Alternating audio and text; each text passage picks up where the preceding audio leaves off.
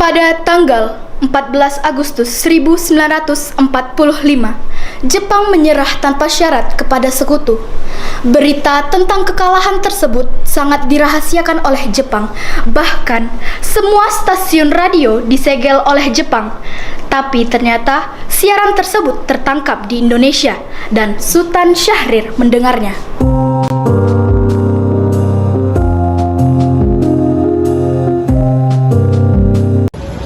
Teman-teman sekalian, sudahkah kalian mendengar berita tentang kekalahan Jepang?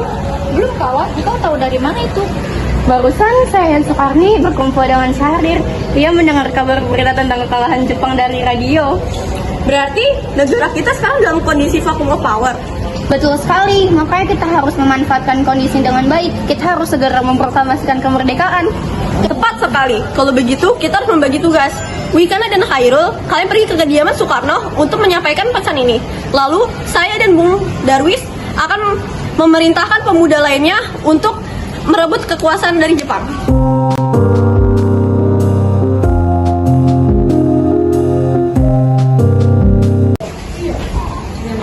Kita harus memproklamasikan kemerdekaan sekarang ini. Ini batang leher saya, potong sekarang saja, jangan tunggu esok-esok hari.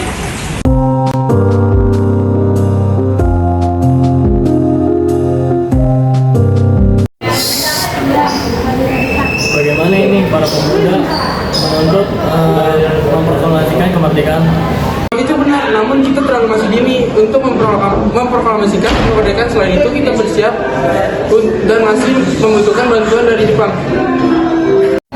Saya setuju, menurut saya kita bicarakan dulu sekutu yang akan datang esok hari. Baru di tanggal 18 saat sidang PPKI kita membicarakan kemerdekaan Indonesia. Lalu bagaimana dengan generasi muda? Apakah kita abaikan saja? Mereka juga masih muda, dan mereka juga pendek, dan sangat baik. Kita semuanya berantakan. Baiklah Bung, berarti kita semua sudah sepakat.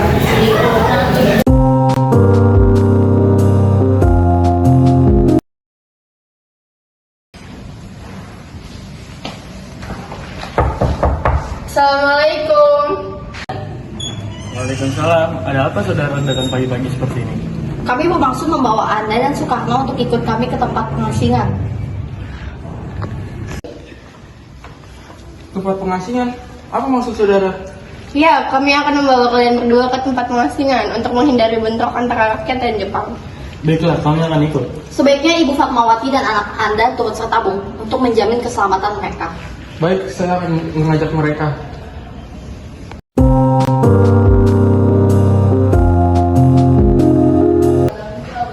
Apakah saudara tahu keberadaan Soekarno dan Bung Hatta? Maaf, saya tidak tahu, Bung. Tolong beritahu kepadaku keberadaan mereka sekarang dan saya akan menjaminkan keamanan mereka saat pergi ke Jakarta besok, dan saya akan menjaminkan kemerdekaan Indonesia untuk kalian di esok hari. Apakah Anda bersumpah untuk itu?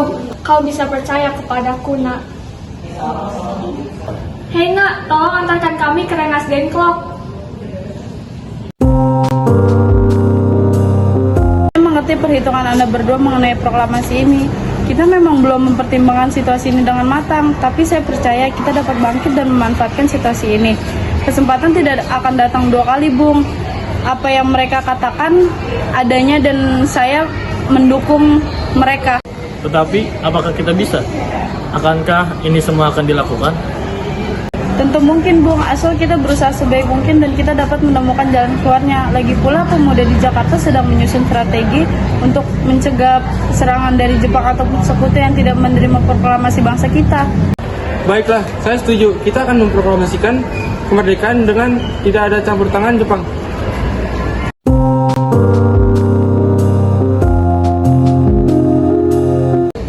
Syukurlah kalian berdua baik-baik saja. Jadi bagaimana keputusannya? Kami setuju, kemerdekaan akan dilaksanakan tanpa campur tangan Jepang. Jadi kapan kita akan melakukannya? Menurut saya, kita lakukannya besok saja karena para pemuda di Indonesia sudah pada siap. Jika mungkin, ya kita akan melaksanakan esok pagi. Bagaimana kita akan membicarakan naskah proklamasi kemerdekaan Indonesia? Sebaiknya kita butuh mencari tempat, Bung. Tidak mungkin kita melakukan aktivitas malam hari, apalagi jika diketahui oleh Jepang. Bisa bahaya kalau mereka tahu kita sedang membicarakan naskah proklamasi. Benar juga ya. Saya punya ide, Bung. Kita menggunakan rumah perwira Jepang, Laksamana Maeda.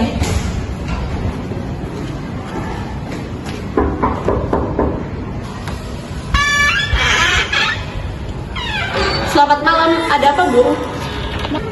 Mohon maaf kita mengganggu malam-malam, Bung. Kita membutuhkan tempat untuk membicarakan naskah proklamasi besok hari. Benarkah itu? Kalau begitu silakan masuk. Silakan pakai ruangan yang kalian mau. Saya akan pergi istirahat dulu. Baik, terima kasih.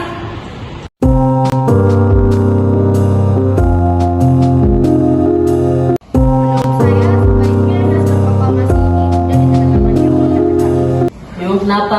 Lantas siapa yang akan mendatanginya? PPKI itu kan lembaga bentukan Jepang. Kita sudah sepakat bahwa naskah proklamasi ini tidak ada campur tangan oleh Jepang. Kau benar, Nak. Bagaimana ini, Bung?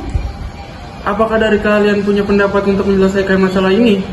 Bagaimana jika yang menandatanganinya yaitu hadirin yang hadir pada hari ini, seperti Amerika saat menandatangani deklarasinya? Jangan, kita tidak boleh meniru bangsa lain. Kita harus beda.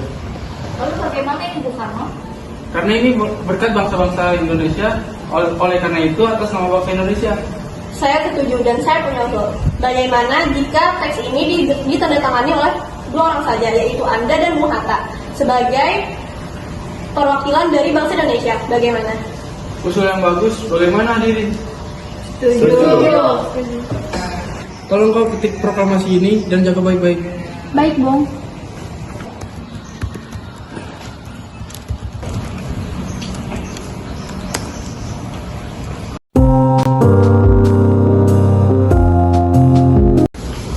Alhamdulillah akhirnya berjalan dengan lancar.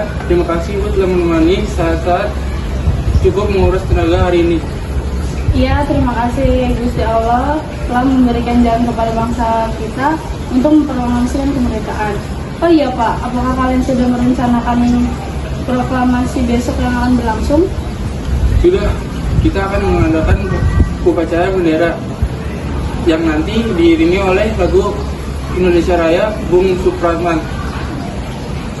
Bukankah kita belum punya bendera? Lantas bagaimana? Ya ampun, Bapak sampai lupa. Bu, kalau begitu bagaimana Ibu yang membuat benderanya? Tapi Ibu tidak mempunyai kain. Yang ada hanya kain merah dan putih. Bagaimana?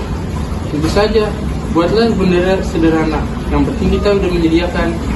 Ya sudah, Bapak bersiaplah untuk menyusun pidato yang besok Bapak akan bacakan.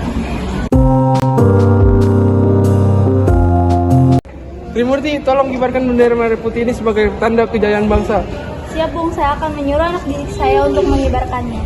Hei kalian! Kalian jaga bendera ini baik-baik ya, karena kalian mendapat kehormatan untuk mengibarkan pertama kalinya di sejarah Indonesia. Siap, Komandan. Kami tidak akan mengecewakan Anda.